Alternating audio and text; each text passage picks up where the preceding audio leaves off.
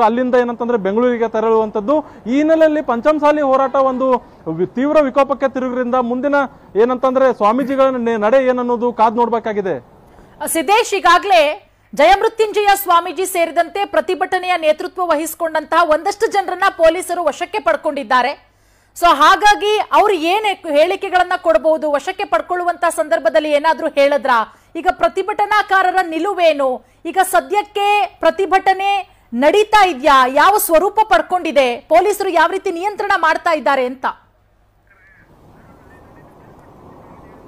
ಖಂಡಿತ ಪೂರ್ಣಿಮಾ, ಪ್ರತಿಭಟನೆ ಇನ್ನೂ ಕೂಡ ಸ್ವಲ್ಪ ಕ್ಯಾಮ್ರಾಮನ್ ಹೇಳ್ಬಹುದಾ? ಸಿದ್ದೇಶ್, ಸ್ವಲ್ಪ ಕ್ಯಾಮ್ರಾಮನ್ಗೆ ಸ್ವಲ್ಪ ಪ್ಯಾನ್ ಮಾಡಿ ತೋರ್ಸೋದಕ್ಕೆ ಹೇಳಿ, ಹೆಂಗಿದೆ ಪರಿಸ್ಥಿತಿ ನೋಡೋಣ. ಏನಂತಂದ್ರೆ ನಾವು ಈಗ ಸದ್ಯಕ್ಕೆ ಸುವರ್ಣಸೌಧದ ಎದುರುಗಡೆ ಇದ್ದೇವೆ. ಏನಂತಂದ್ರೆ ನಮ್ಮ ಇನ್ನೊಬ್ಬರ ಪ್ರತಿನಿಧಿಗಳು ಪ್ರತಿಭಟನೆಯಲ್ಲಿ ಏನಂತಂದ್ರೆ ಭಾಗಿಯಾಗಿದ್ದಾರೆ.